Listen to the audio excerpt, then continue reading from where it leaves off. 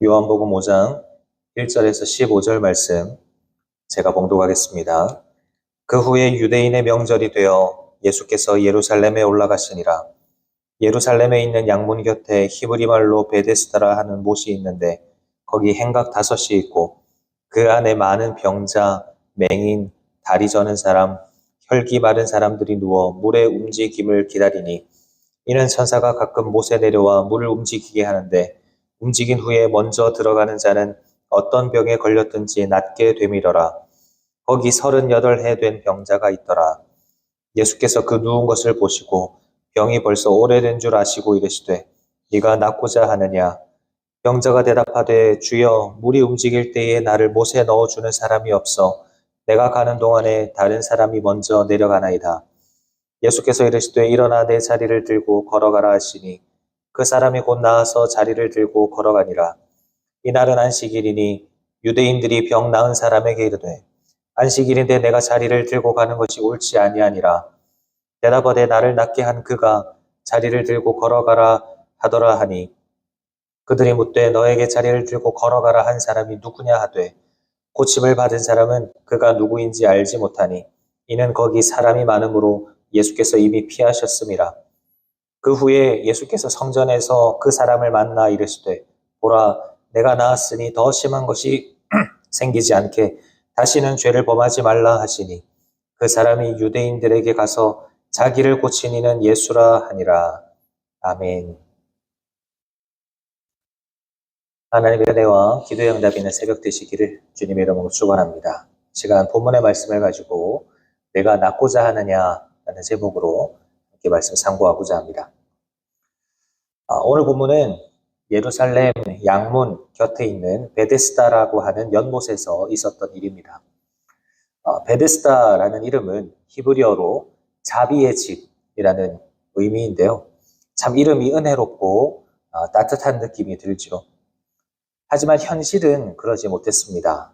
그곳은 자비가 흐르는 곳이 아니고 무자비한 경쟁이 난무했던 곳입니다.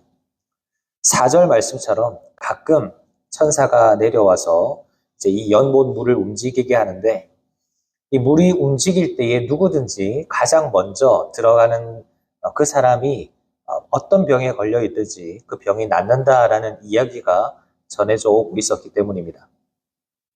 그러니까 1등만 살아남고 나머지 사람들은 절망해야 하는 참 어떻게 보면 냉혹하면서도 잔인한 선착순 구원의 현장이었습니다.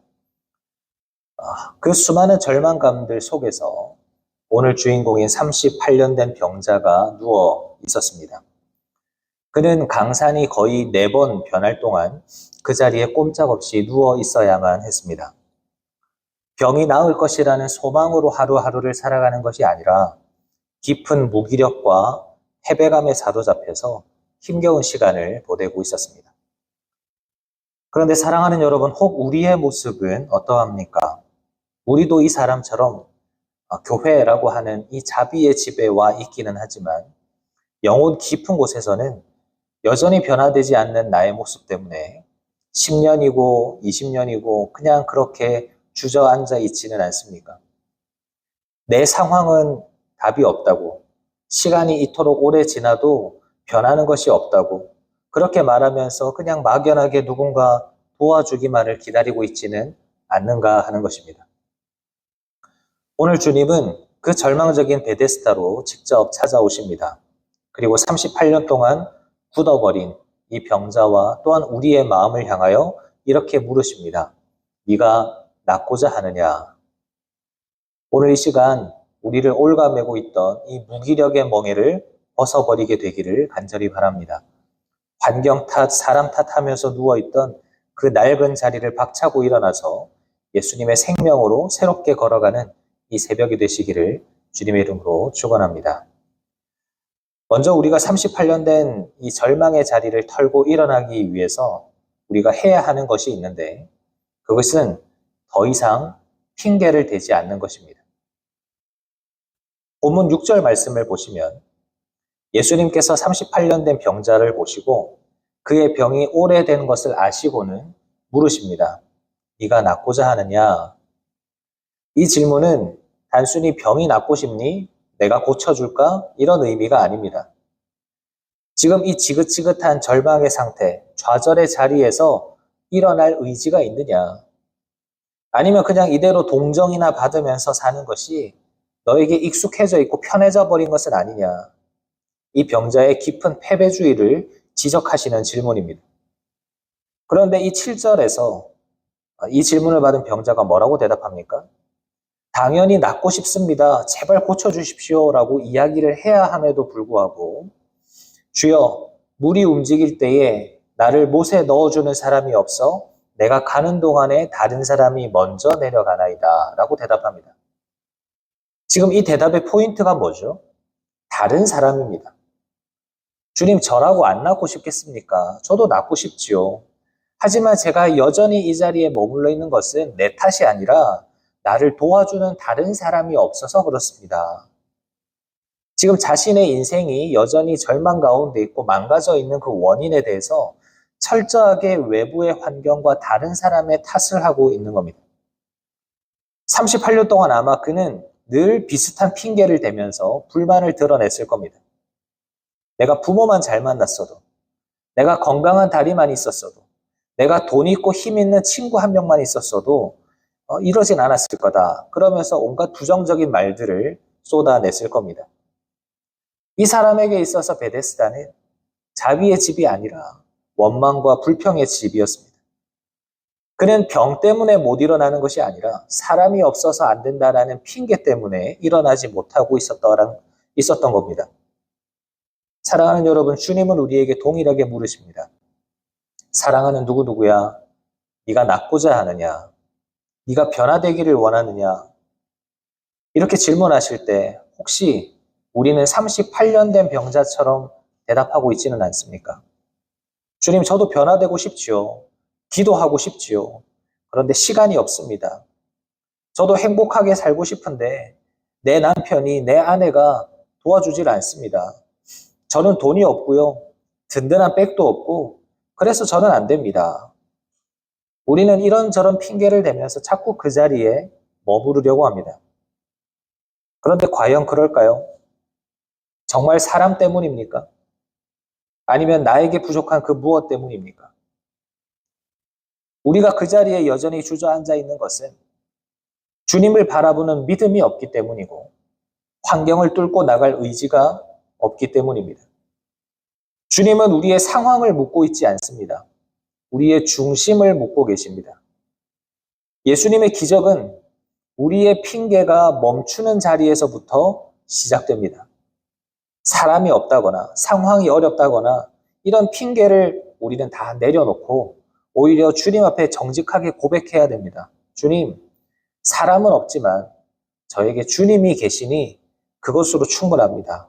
나를 고쳐주시고 이 절망의 자리에서 일어나게 해주십시오. 이 고백이 터져 나올 때 우리를 묶고 있던 무기력함이 끊어질 줄로 믿습니다. 또 한 가지, 우리가 38년 된 자리에서 일어나기 위해서는 내가 고집하는 방법을 버리고 말씀을 붙잡아야 된다는 것입니다.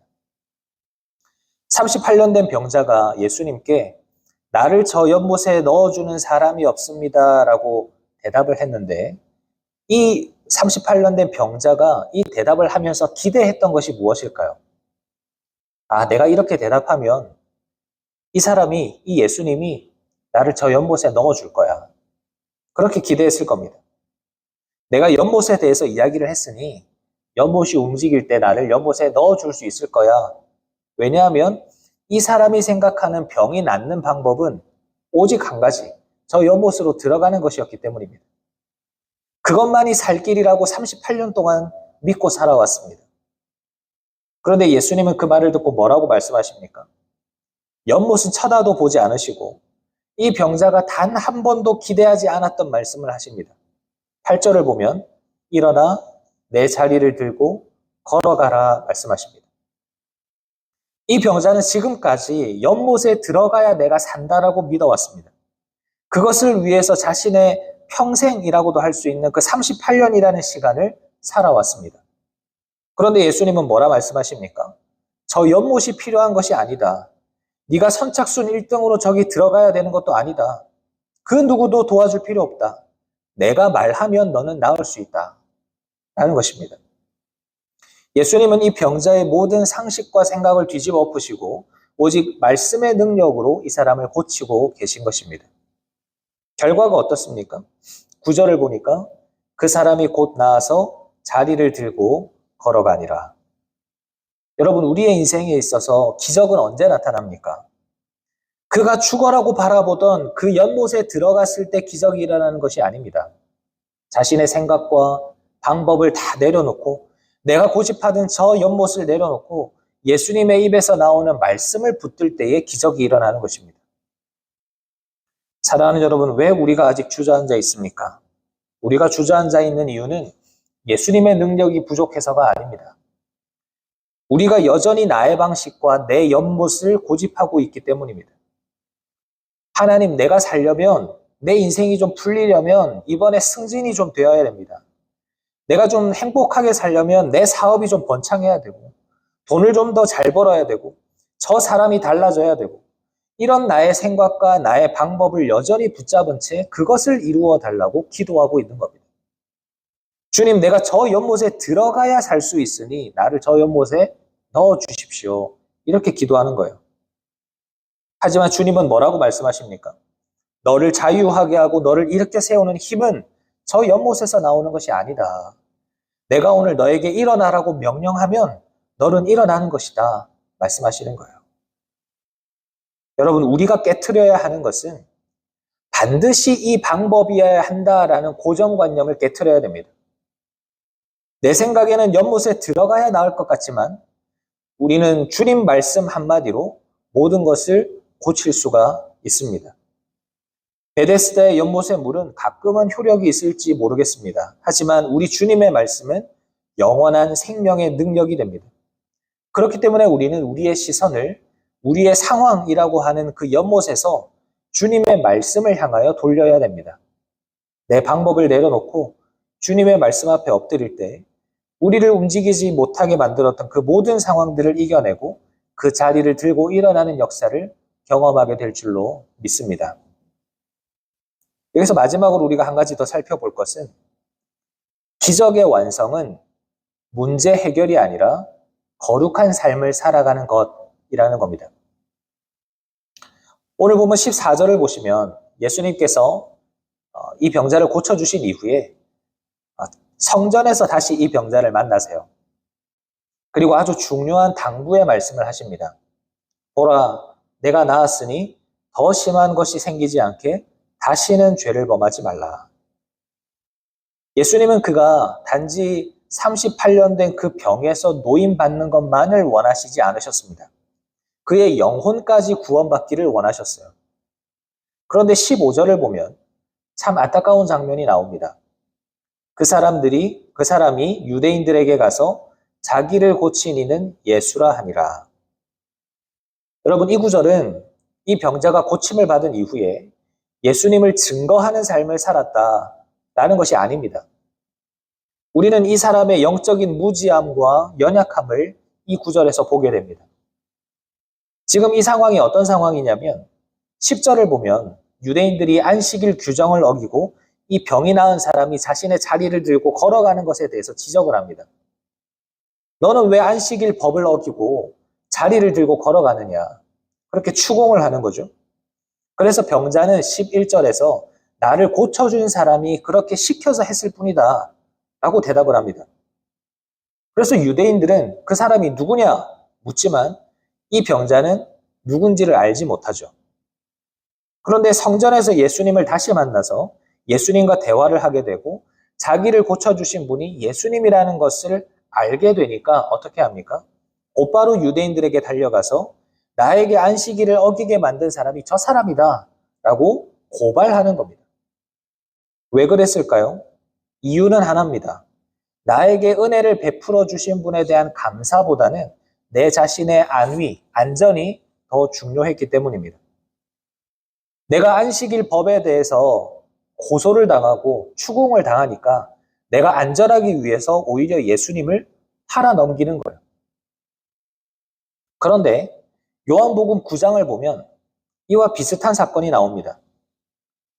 날 때부터 맹인된 사람이 예수님을 만나서 앞을 보게 되는데 마침 이때도 안식일이었어요. 그래서 바리새인들이 이 사람을 찾아와서 누가 눈을 뜨게 해줬느냐 묻습니다. 하지만 이 사람은 예수님을 끝까지 변호하고 나는 알지 못한다 라고 말한 이후에 예수님을 찾아와서 예수님 앞에 엎드려 경배합니다. 여러분, 38년 된 병자는 몸은 비록 회복이 되었지만 예수님과의 인격적인 관계로 나아가지는 못했습니다.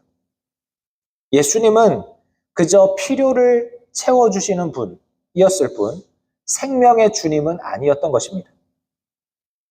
사랑하는 여러분, 우리에게도 이러한 모습은 없는가 돌아볼 필요가 있습니다. 우리는 우리가 힘들 때, 우리가 아플 때 주님께 간절히 매달립니다. 주님, 이 문제만 해결해 주시면, 이 병만 고쳐주시면 제가 주님 뜻대로 살겠습니다. 주님은 우리의 기도를 들으시고 은혜를 베풀어 주시죠. 그런데 그 이후가 중요합니다. 문제가 해결이 되고 내가 살만해졌을 때 우리는 그 은혜를 어떻게 간직하고 있는가 하는 겁니다. 혹시 하나님께서 나에게 허락해 주신 그 건강으로, 그 시간으로, 그 물질로 하나님이 기뻐하시지 않는 곳에 있거나 세상과 타협하면서 살아가고는 있지 않는가 하는 것입니다. 만일 그렇다면 그것은 38년 된 병자와 같이 금세 내가 받은 은혜를 잊어버리고 자기 살 길을 위해서 예수님을 팔아넘기는 것과 같은 모습이다라는 겁니다.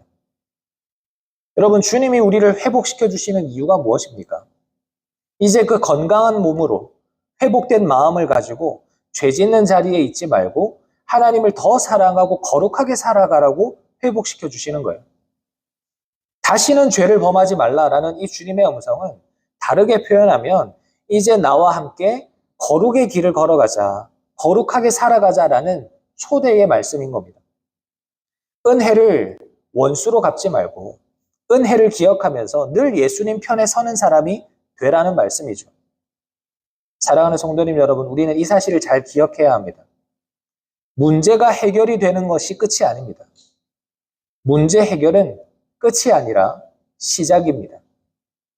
문제가 해결이 되었다고 예수님을 외면하지 말고 세상을 향한 두려움 때문에 예수님을 모르는 채 하지 말고 힘들 때나 좋을 때나 내가 받은 은혜를 늘 기억하면서 그 은혜를 거룩한 삶으로 갚아나가는 우리가 되어야 할 줄로 믿습니다.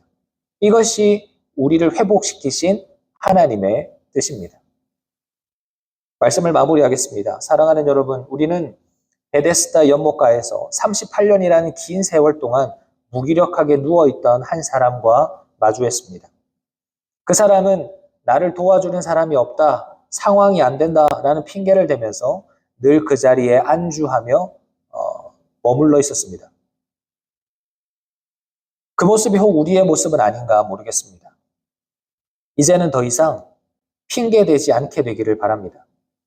우리가 바라봐야 할 곳은 모든 사람이 쳐다보고 있는 그 베데스다 연못을 바라보는 것이 아니라 오직 우리를 살리시는, 일어나 자리를 들고 걸어가라고 말씀하시는 예수님의 말씀에 귀 기울이며 예수님을 바라봐야 합니다. 특별히 38년 된 병자처럼 치유와 회복을 경험하였음에도 불구하고 세상의 눈치가 보인다고, 당장의 이익이 급하다고 내가 어려움에 처할까 두려워서 예수님을 외면하지는 마시기를 바랍니다. 우리는 은혜를 잊어버리는 자가 아니라 은혜를 기억하는 자가 되어야 합니다.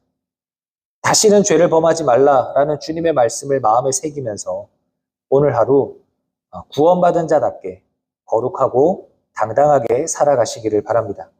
그래서 우리를 통해서 세상 사람들이 예수 그리스도의 살아계심을 알게 되는 그런 증인으로서의 삶을 살아가는 저와 여러분 되시기를 주님의 이름으로 축원합니다. 아멘. 말씀을 생각하면서 잠시 기도하겠습니다.